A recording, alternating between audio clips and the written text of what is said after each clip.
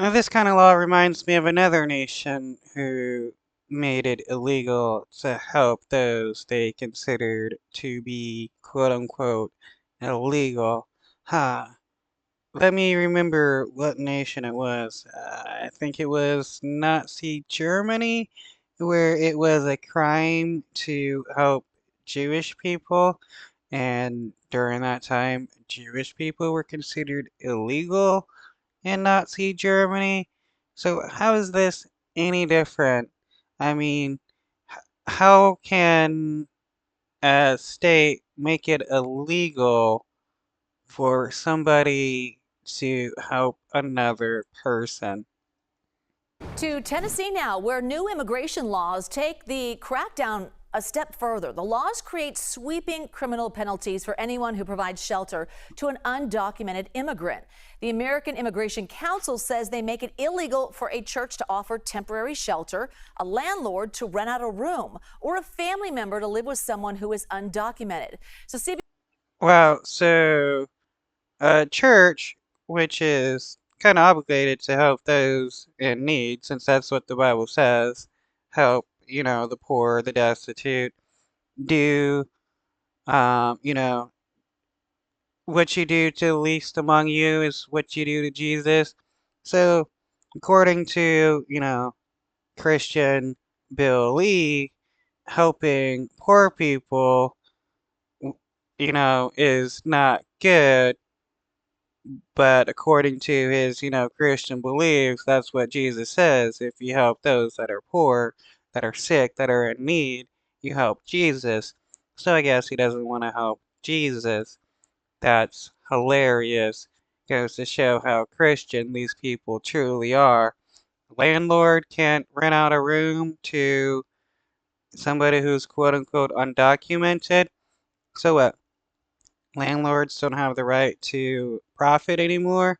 Is Billy becoming somewhat socialist in a sense? And a family member can't live with somebody who's undocumented? Like, what the fuck? News correspondent Nicole Valdez is live in Nashville. So, Nicole, why don't you walk us through these new laws and what it means for people who live in Tennessee? Julie, good evening. Well, many of the undocumented immigrants living in the state fear they could find it harder to find a place to live. It's why several immigration advocacy groups are in fact now suing against at least one of those laws, hoping to block it from its enforcement, which is set to start tomorrow, arguing it could put not only landlords but churches and even family members at risk of prosecution if they simply help them look for a place to live here.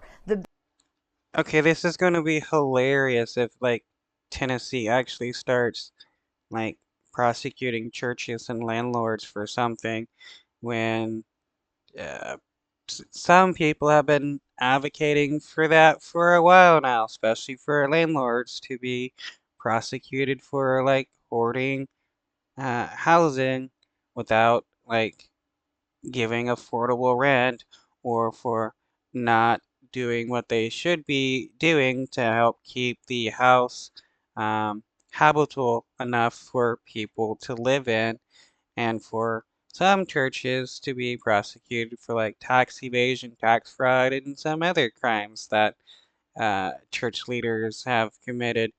But now they only want to do this if they're trying to actually help people. This is, the Republican way. Punish people for trying to help others, reward them when they're exploiting people. The bill defines someone who is harboring an undocumented person as anyone who's providing shelter for financial benefit. So that could mean, as you mentioned, renting out room to them or letting them live in their home. The group's suing. Okay, for financial benefit. So if the churches, the landlord, and the family member doesn't charge them for rent, then technically, according to the law, they're not breaking the law. Really argue that the law is far too broad and could target those who are trying to help immigrants who may have come to the U.S. illegally at first, but who may now have earned legal status here.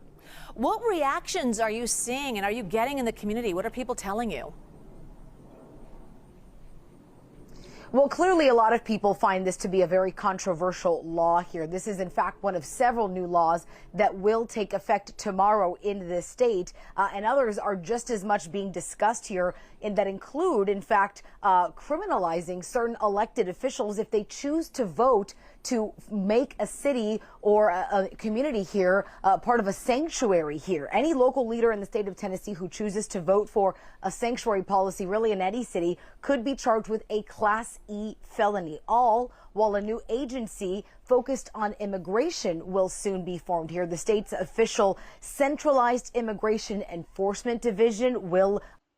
I gotta point out that Tennessee loves giving people felonies for minor things, and that's because then they can use the felony charge, if convicted, to prevent people from voting, because Bill Lee and a lot of Republicans and in the Tennessee State Congress loves to prevent people from voting.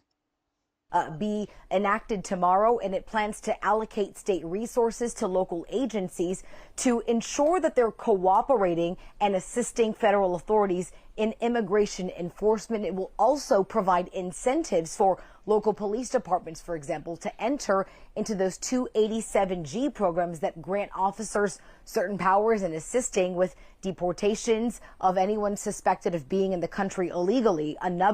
So, what they're saying is that they're just going to be bribing local and state police to help the federal government, which is, again, funny because I thought Republicans hated Big Brother, and now they want to use Big Brother. Another highly debated issue that both sides of the aisle have strong opinions on. The laws passed by our state legislature prove Tennessee continues to be the tip of the spear for the rights of our communities and the future of our multiracial democracy.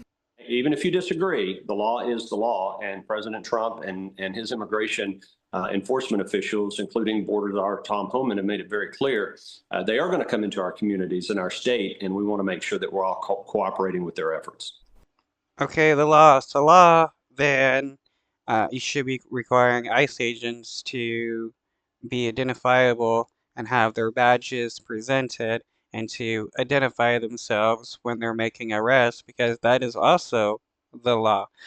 You can easily see with Republicans and others that the only time the law is applicable is when it's being used against poor people. Now, we'll see where that lawsuit challenging at least that first law we talked about goes, but clearly for now, a very contentious issue here, and some arguing that the state of Tennessee may in fact be trying to regulate a federal issue.